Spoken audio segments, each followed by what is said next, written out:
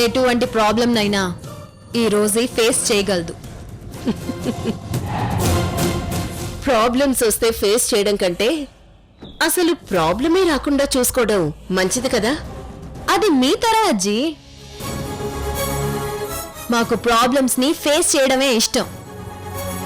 ఆ ప్రాబ్లమ్స్ ని దాటుకుని వెళ్ళడం ఇంకా ఇష్టం. ఓకే ఓకే, ప్రాబ్లమ్స్ నీ వరకే వస్తే నాకేం ప్రాబ్లం లేదు, కానీ నా వరకు రాకుండా చూసుకో.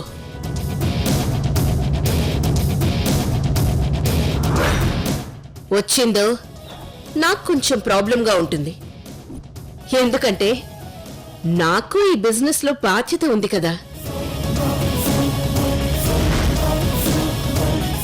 ఏం జరిగినా నేను ఆన్సర్ చేయాలి.